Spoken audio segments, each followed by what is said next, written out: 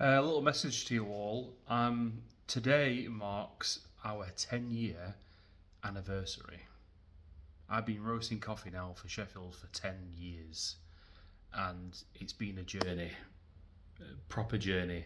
I started this business now with the view that I had no real work on. I was struggling to kind of find my purpose, and my background and what I was doing wasn't really for me.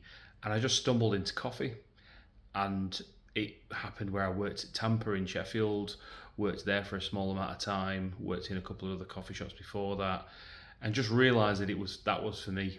And then it started out very humbly, where a lot of you probably heard this before, but I roasted coffee on a barbecue, and it was turned by hand, and I did that for the first year from 2014 in like late June, early July.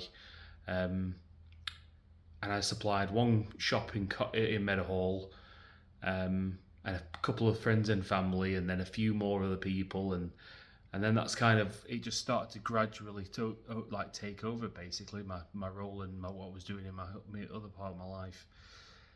I then soon realised that I got something that I could call a business, not just a hobby, because people kept on coming back. It wasn't just a one-time transaction, and it made me realise that there was a need for this. And the more I got to realise what was available in Sheffield and what was in the surrounding area, I realised that it was something that I got a call in for. So I moved from my small site in Attercliffe, which is where I did all my little roasting in this tiny little box room that I rented and begged and borrowed from my wife and like, can I please do this? And I want to do it. To now where we have grown to what our class is the dream of what I wanted to do one day. This year marks, like I say, our 10-year anniversary. Roughly around about this time of year is when I set this up, and I now have got an on-site roastery where we can show the public what we do, how we do it. I've been to multiple origins and worked with multiple communities, and what a blessing. So today is more about me recognising the fact that I could not have done any of this without the support of the people that buy and effectively support this small business from the very beginning to the very end, and that includes stockists, people that buy our coffee online, people that come to our shops, see us at events on markets all these years, seen us at the Christmas market, staff that have worked for us, done extra things that you wouldn't really normally do in a big corporate company, and pulled extra shifts and done amazing things. And I really couldn't have got to this stage without anybody. It was all not just been me; it's been everybody else around me that's allowed this business to function. And 100% would not have happened if it wasn't for the support of the local area. It's been a real blessing and a privilege of mine, to be part of a part of this city and grow the food and drink sector and see it grow from what it was 10 years ago to what it is now, and to be called part of that, is a real honour. So yeah, 10 years today. 10 years today.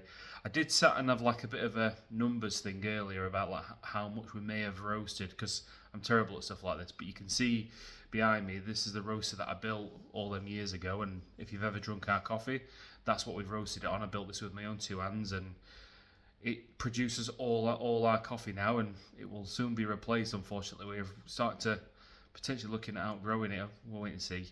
But when I sat and worked out the numbers, it's probably going to be in the order of around about 150 kilos. Sorry, 150 tons. 150 tons of coffee I have roasted for Sheffield, South Yorkshire, and the whole of the UK. Like I say, it started out very humbly, and then it's grown and grown and grown. And I would say, as much as we still as you know, I still want to be in the local area, still want to work with Sheffield businesses. We are getting approached by very large entities now, and the public announcements that I can make are we're working with WH Smiths, which is one of the largest and oldest high street brands in the UK, and they've trusted us to open their brand new site at Northern General and the Hallamshire Hospital. We're now supplying them, and I would have no doubt that that will grow into the future.